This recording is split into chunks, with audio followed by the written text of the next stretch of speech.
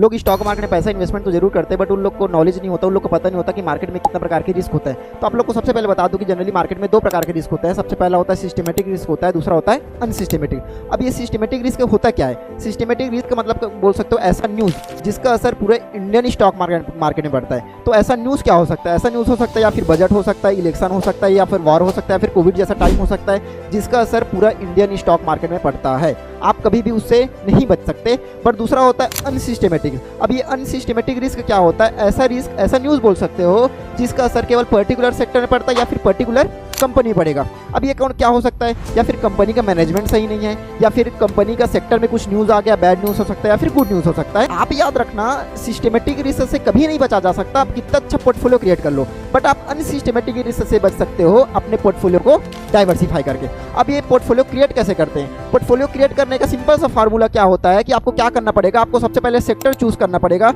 सबसे पहले जो सेक्टर को आप समझते हो उस टॉप सेक्टर ले लो, उस टॉप सेक्टर के टॉप कंपनी चूज करना है, उसके पीयर ग्रुप में से टॉप कंपनी चूज करना है। सबको फंडामेंटल देखना पड़ेगा, कंपनी अच्छा है कि नहीं है, उसका मैनेजमेंट सही है कि नहीं है। उस टॉप कंपनी में अपना पैसे को बराबर हिस्से में बांट देना। कभी भी याद रखना, जब मार्केट गिरता है तो सारे सेक्टर एक साथ कभी नहीं गिरता। ऐसा सेक्टर रहता है जो कुछ ना कुछ ऊपर जाता है। देखो, 4 सेक्टर में अपना पैसा इन्वेस्टमेंट कर रहे हो तो सारे एक साथ कभी नहीं गिरता। अगर 2 सेक्टर गिर रहा है तो 2 सेक्टर ऊपर उठा रहेगा। तो आपका पोर्टफोलियो क्या रहेगा पता है? बैलेंस रहेगा। इससे रिस्क क्या रहता है? मैनेज रहता है। तो पोर्टफोलियो बनाने का सिंपल सा तरीका होता है आपका पोर्टफोलियो को डाइवर्सिफिकेशन। तो याद रखना, सिस्टमेटिक रिस्क से बचा नहीं जा सकता, बट आप सिस्टमेटिक रिस्क से बच सकते हो। क्या करके? पोर्टफोलियो डाइवर्सिफाई करके।